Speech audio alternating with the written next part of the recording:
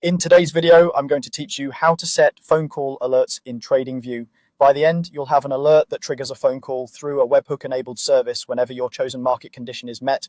You'll need a TradingView account and access to a third-party calling service that provides a webhook URL. Make sure your plan supports alerts and webhooks, and keep your webhook credentials secure. Start by heading to tradingview.com.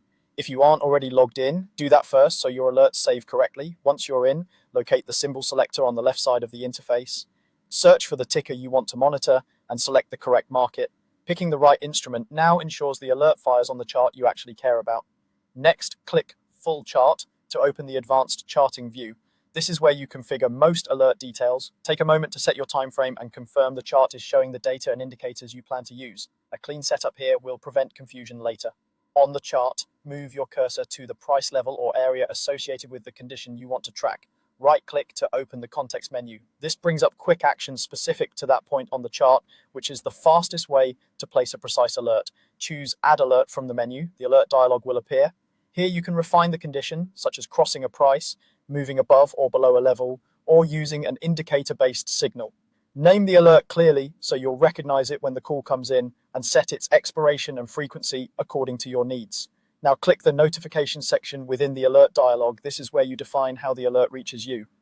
Enable webhook URL. In the field that appears, paste the webhook URL provided by your phone call service. In the message box, include the information that service expects, such as the symbol and a short note about the trigger. Keep it concise and avoid including any sensitive data. When everything looks good, click Create.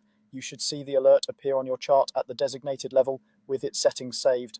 From here, monitor that the alert is active, and if your calling provider offers a test feature, use it to confirm delivery before relying on it in live conditions. That's it. You've connected a TradingView alert to a phone call via webhook.